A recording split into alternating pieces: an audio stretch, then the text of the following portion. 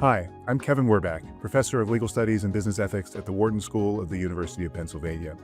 For decades, I've studied emerging technologies, from broadband to blockchain. Today, AI is promising to transform our world. But AI needs accountability, mechanisms to ensure it's developed and deployed in responsible, safe, and trustworthy ways. On this podcast, I speak with the experts leading the charge for accountable AI. Holistic AI was one of the earliest companies built specifically to govern, audit, and red team AI systems. In this episode, co-founder and CEO Emre Kazim talks about how his original thesis, that AI governance would look like data governance, anchored in compliance regimes, has given way to something he now thinks looks more like cybersecurity, driven by incidents, technical assessments, and an arms race between AI capability and AI oversight. We also get into why human in the loop is no longer viable as the primary means of addressing AI risks, the vanguard model of enterprise AI adoption, why best practices will become the de facto standards for responsible AI, and why he believes that meaningful research capacity will be the price of entry for anyone working in the AI governance space. All right, Emery, welcome. Thank you for joining me. Fantastic. Thank you for having me, Kevin. So you co-founded Holistic AI in 2020, if I'm right. That was before there was ChatGPT, before the EU AI Act. There was a lot of activity around responsible AI, but things have changed a lot. So what is it that originally got you started that made you see the need for this kind of service? Kevin, yeah, that's actually a great question because it's been so long now since we got going that sometimes when you look back in retrospect, you start to realize how many different kind of events precipitated certain kind of responses and other events which we kind of foresaw and predicted and so on and so forth. So let me give you a bit of a primer in terms of how Holistic AI spun out and what our kind of origin story is. So I'm co-founder of the company, and I co-founded the company along with Adriano Koshiyama. So Adriano and I met in the computer science department of University College London. So I'm sure your listeners are familiar with UCL. It's the home of DeepMind, Google's DeepMind. I claimed Hinton as one of our Nobel Prize winners, but certainly Demis. Everyone was at UCL, and there was a lot of interest in foundational AI work, in the generation of synthetic data, and so on and so forth. And in that context, there was an emerging and a very important conversation about trust, which was if we're going to use these systems and meaningfully harness their potential, then we have to have confidence in those systems. Adriano was doing his PhD at the time. I think Adriano started in 2018. I met him, but he started before then. I started my postdoc in 2018. That's when I ended up at UCL. And the general conversation that we were having at that time was, how do we engender trust in algorithmic systems? And the use case that we were focused on was the example of a trading algorithm. The company was called Knight Capital.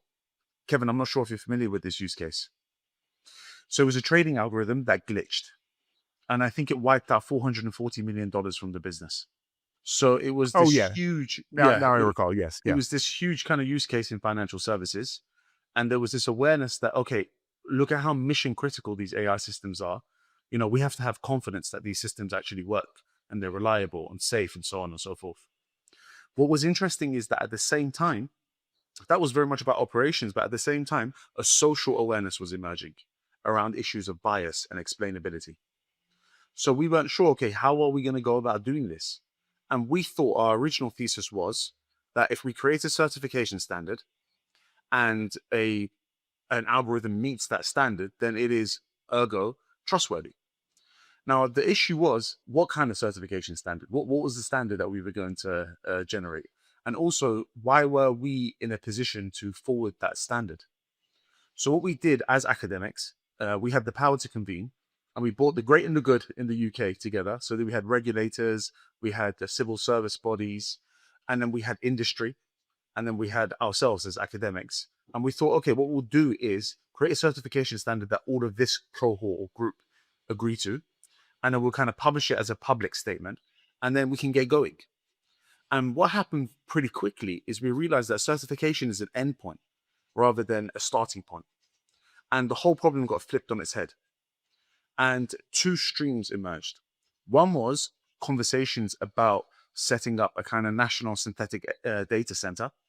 And we were going to basically set up something where you could test your algorithms against these data sets. And then you would know if they were biased or whatever it was, because we knew the data wasn't. So you'll be able to test the actual algorithms against that. And the second work stream was what we referred to at the time as algorithm auditing, which was saying, okay, let's just take a single system and let's say, how does one go about auditing an algorithm? And what does it even mean to audit an algorithm? So Adriano led the paper. I was second name author on this. And he wrote, what I consider to be the foundational text in the field, which is Towards Algorithm Auditing. And the paper Towards Algorithm Auditing became a really powerful framework to say, okay, this is how we would theoretically go about assessing an algorithm. And the core thesis was there were technical variables such as explainability, privacy, bias, and robustness. And robustness was a kind of umbrella term for reliability, reproducibility, security, and so on. And that those technical verticals, we will call them verticals or variables, were controlled for by just like good traditional governance, documentation, compliance, taxonomies of responsibility, accountability, and so on and so forth. And then that was the kind of core thesis. Now, the problem is you can't study medicine in the library. You study medicine in the hospital. And Adrian and I were like, okay, if we're actually going to have impact, we've got to do this in the real world. So we spun the company out and we got going. And what we started to do was say, okay, how does one go about, in quotes, auditing an algorithm? And we used this language of auditing because we wanted to evoke a kind of seriousness within the community, because AI ethics and responsible AI quickly became quite fluffy as terms. So we were trying to make an analogy to say, hey, this is as serious as financial auditing, even though the analogy is not that great.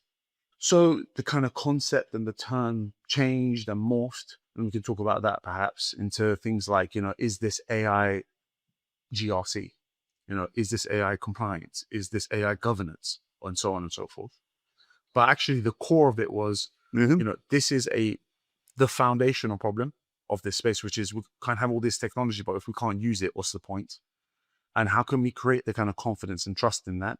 And that moved from an academic exercise to maximizing our impact through a business.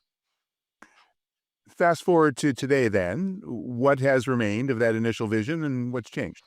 So, and I still believe this thesis, which is that the 2010s was defined by data and the 2020s have been defined by AI. A little primer here, I think the 2030s are probably going to be defined by robotics, and which is this kind of greater and greater embodiment or autonomy of systems. And I thought that the way that data, a primary way in which data was governed was through legislation. And for example, we had the GDPR, and the GDPR created a huge market. I think that was ultimately wrong. I think it has not turned out to be the case. I think the EU AI Act is not a direct, comparison to GDPR.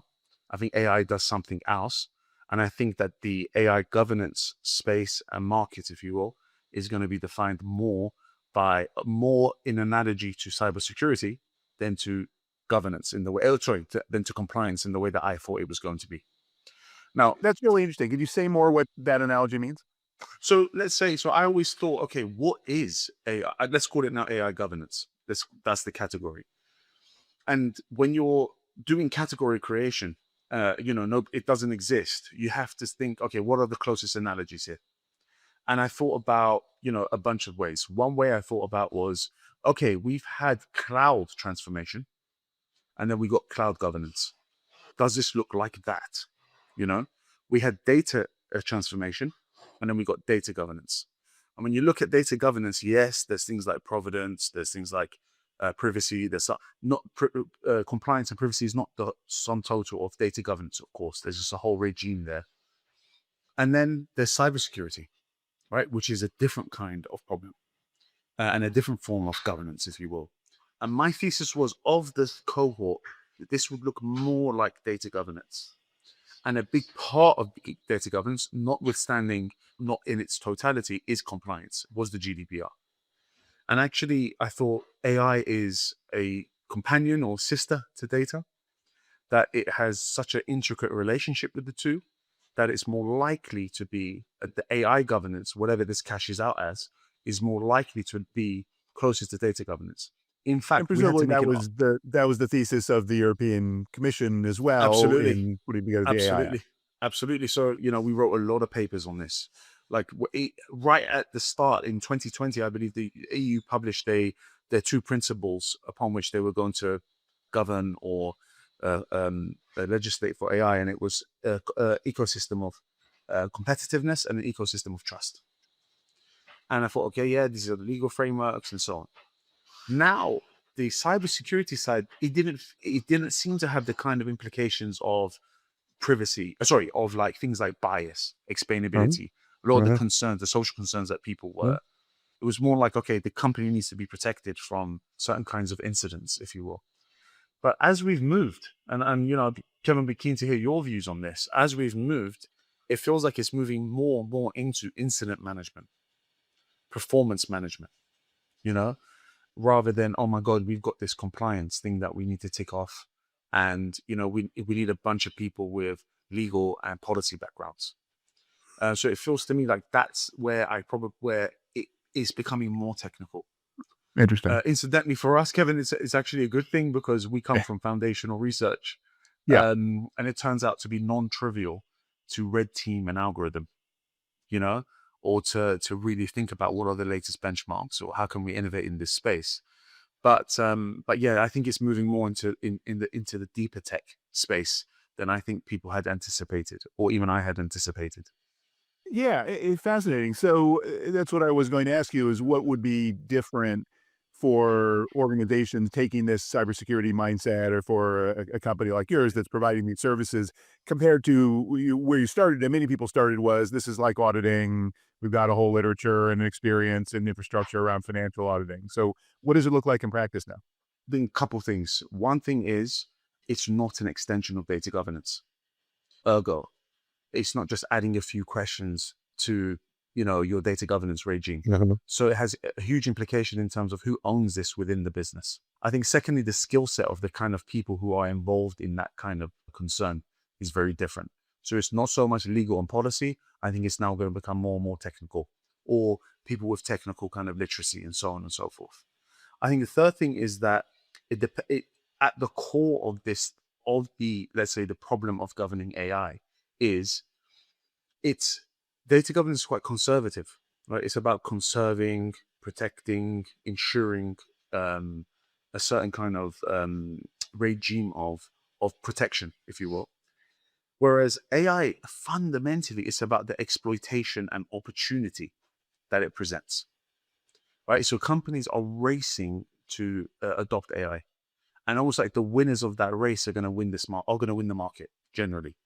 So you have this immense pressure to say we need to use these systems.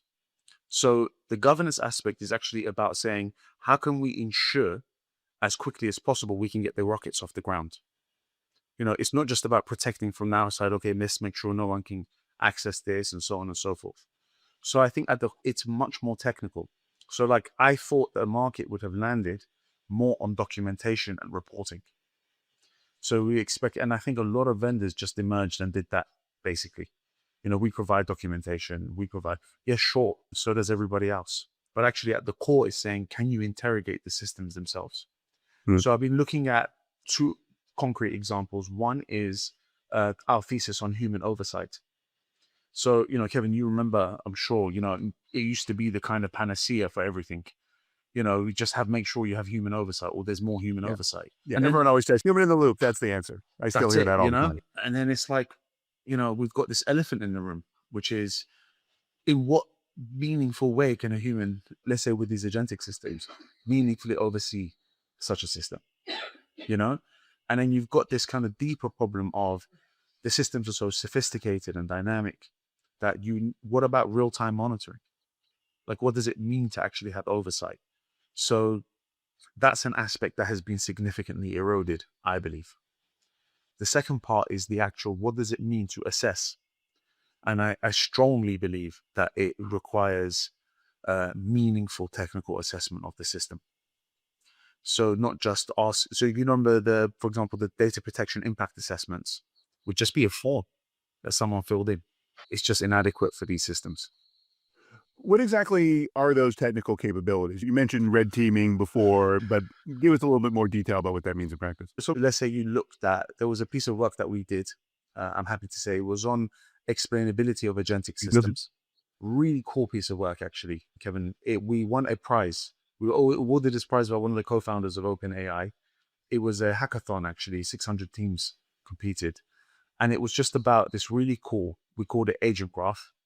Anyone can find it on our website and it's part of our product. And it was basically an explainability function or tool for agentic systems.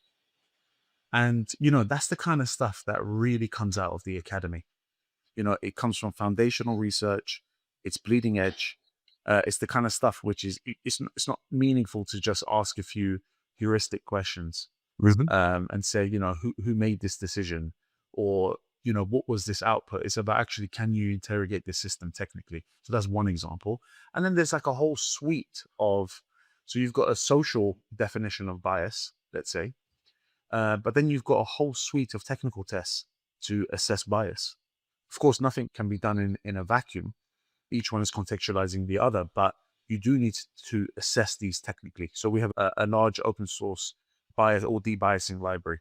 So these are the kinds of things that I'm referring to. We still now industriously publish in leading computer science or AI conferences and journals because we think fundamentally that's probably where the direction of travel is. And we believe in it as well. Mhm. How much of a discontinuity is there with those technical responses with generative AI? Because, for example, there's a lot of bias testing algorithms which have been around now for a decade, but when you've got a Yeah, non-deterministic system, then totally. it's a somewhat different environment. Yeah, totally. So that's an interesting question. And if I may, Kevin, I'd love to indulge a little bit about this kind of drama with the standards and Mhm. regulatory bodies in our ecosystem writ Mhm. large. So I think we were desperate as a community to say, somebody come out with the framework that we can just, that will be our target to assure against, right? And I think what happened was, rightly so, things were moving so quickly that these bodies themselves were having to react in a way which was tracking the bleeding edge of Mhm. these systems and then saying, okay, how do we assure it? And I think, and I give absolute credence to this, I think that it's been almost an impossible task.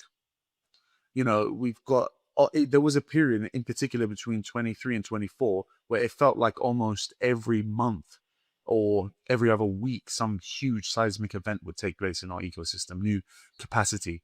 The generative models weren't around in anything like the way that we're talking about them when the EU did its first draft of its legislation. And then all of a sudden they had to kind of respond to general purpose systems. So this is where I think the analogy with cybersecurity comes in.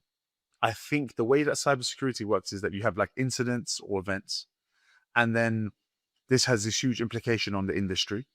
And then there is a solution, and then that cascades quickly across Yeah. enterprises or companies writ large. And I think basically that kind of best practice becoming normalized is probably the way in which it's going to work. So we're going to see practical responses to things that just emerge. It's going to come Mhm. from the academy. It's going to come from industry just responding. And then they're going to become the standards. I think it's going to actually flip on its head. I think best practice will become the de facto standard because I'm not sure we can really do this in abstract. Can I push back on you a little on that, on Please, the cyber please. analogy? Absolutely. Um, Certainly, there's a lot of great technical capability in cybersecurity, but if you look, especially you look across enterprises, so Yeah. not just military, super high security kinds of contexts. There's incident reporting. There are very good firms when you have a data breach that will go and clean things up. But at least what I see is we don't really see a race to the top. There's still many companies that are saying, "Okay, this is a cost of doing business," Yeah. and they're not really adopting the best practices. It doesn't seem like the incentive structure is really there broadly enough. So if you're nodding your head, so if you agree with that, how does Yeah. AI governance avoid that Bec- fate? So I agree. I'm not because I think the analogy with cybersecurity breaks down as well. Mhm. It's just that I was just trying to make it in comparison to data Right. Well, I think governance. it's a good Uh, analogy. It's your yeah, cybersecurity is not necessarily a positive model. yeah, sure. Then so absolutely, I agree. So I can think in my mind, I can think of different categories where you'd have market motivations, and other categories where you would not have market motivations. And I think probably as we move forward, institutes like NIST and so on will probably have to work most aggressively on focusing on the areas where there isn't a market motivation for a company to behave in a particular or to govern in a particular way. But I'm talking about really basic stuff, like for example, the hallucinations. I can just an immense market motivation to get that right. You're You right. know, bias. It's not people. I think fixate on biases in demographic terms, but we're talking about like algorithmic bias, like in terms of so a huge market motivation to get that. So I think there is enough. That's not the same in a lot of cybersecurity. Of course, it isn't. Whereas I think there are more powerful forces Hmm. in our industry, for sure. What are you seeing right now with the companies that you talk to or that work with Holistic? What's motivating them? What are the biggest problems that they're bringing to you today? I think it overwhelmingly. So my experience, and I'd love to know if it's analogous to yours, is or coherent with your experience. My experience was that in 23 and 24, there was this explosion of pilots, like a Mhm. huge amount of kind of speculative work, and I felt like at the start of 25, there was a kind of reckoning, which was, what's going on here? Where is the return on value on these systems? What are we actually seeing here? And we started to see more and more of this sense of reflecting a bit more and saying, okay, can we actually derive value from these systems? So there has been, I think we've moved past that pure experimentation phase. I don't think we saw the kind of productivity gains that the industry was hoping that it would have gained, but I don't think it was wasted labor. I think that capital that was invested, both in terms of human labor and actual capital, I think it's gone into knowledge rather than production. And that means, it's almost like a J curve. So ultimately, I think now we're going to start to see the upside of it. So the kind of what we're seeing generally is a far higher level of maturity in terms of awareness of this problem. They've had some periods of experimentation, and now they're really keen to actually motivate and push this forward. Actually, a lot of companies are still using traditional machine learning systems. Then they've got a cohort of generative systems that have been quite reasonable and worked, and now they're really experimenting with agentic systems. Not generally not in production, but really keen to move in that direction. So that's the kind of distribution. Yeah. How does that impact on their interest and commitment to AI governance? Oh, so what I'm finding is there are different constituents that are Mhm. concerned with AI governance. Mhm. So one of the constituents is whoever owns AI transformation in the business. All right. So fundamentally, they are responsible for for motivating this transformation.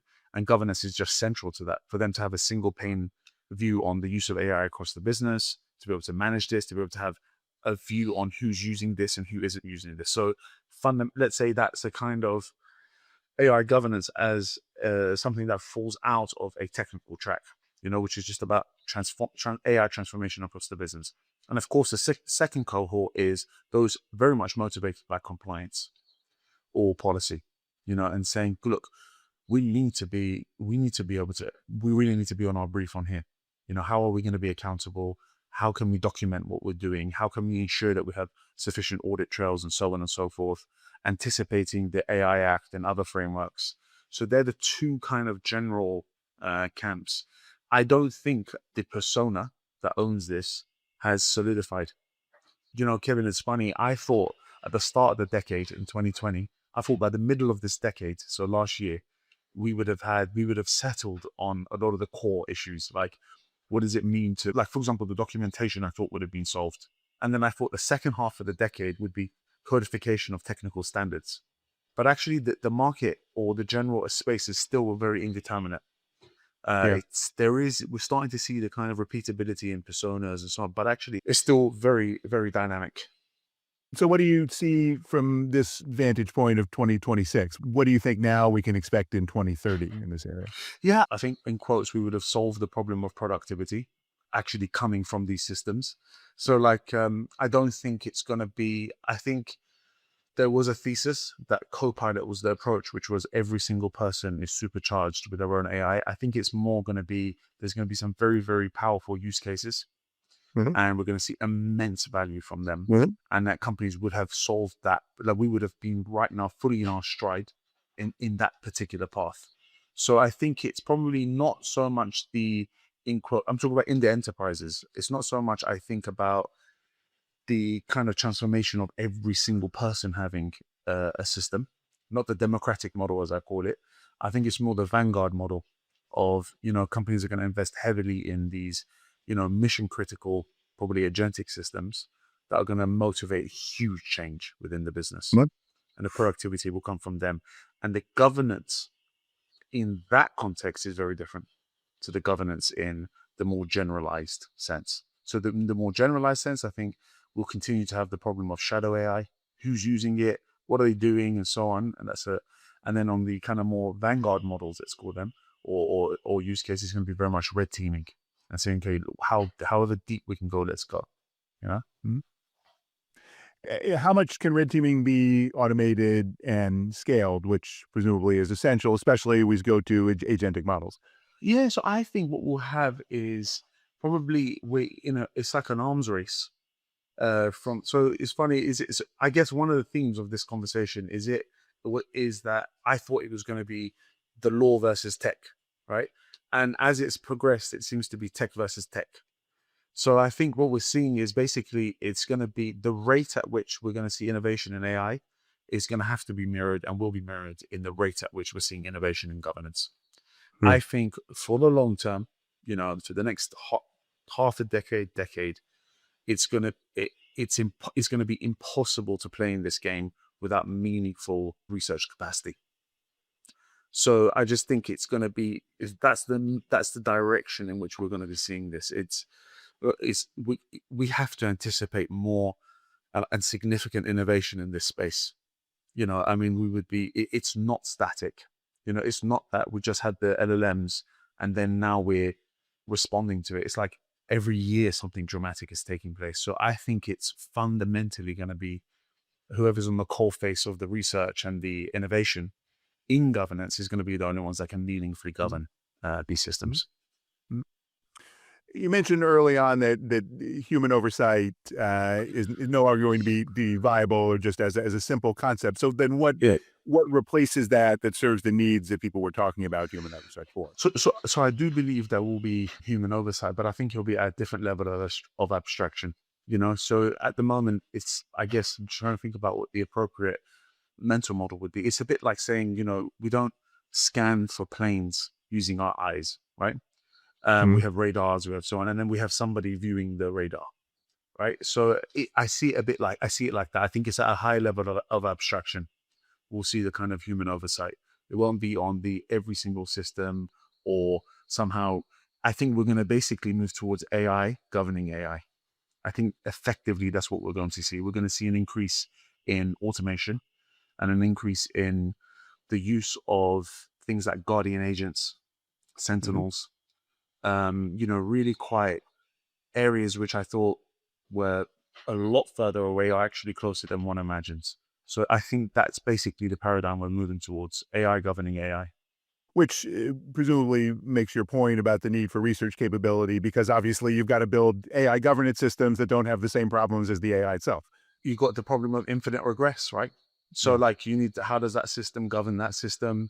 How do we govern the system governing the system? How do you have confidence in that system and so on? And there's regimes in which you can do this, but absolutely, I have no doubt in my mind, and it's quite extraordinary because as an entrepreneur, when you leave the academy, it's a completely different domain of expertise and incentive structure. But when you're but we seem to be in the most unique Mhm. setting, Kevin, where like the, that research is driving foundational research is still driving the market or the industry, which is an extraordinary thing. Two company from our home institution, UCL, two companies just raised a significant amount of money. One raised 1.1 billion, the other raised 500 million. I think you probably saw the news recently, and for effectively labs, and that was quite striking for me. But it kind of makes sense that that still there's so much foundational work, and the kind of foundational work that is taking place is coming from research.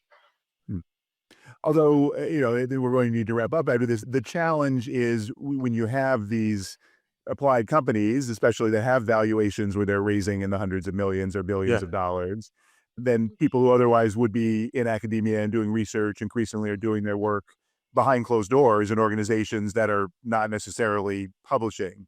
Yeah. How do we get out of that dynamic?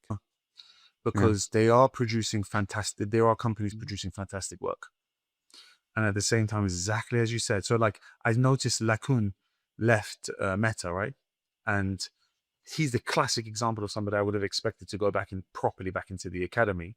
But instead, he basically raised another $1 billion. I think it was €1 billion or whatever it was, to set up another lab. There is a whole conversation to be had about, what is taking place there. Can you do meaningful, purely speculative, interest-driven research in the context of a commercial entity? That's a greater question, if you will. But I do think, the US is the best model for this. We've got so many examples in the US of where fundamental and foundational innovation is taking place in industry. So this seems to be a unique dynamic, but I think that's an important question to ask. Absolutely.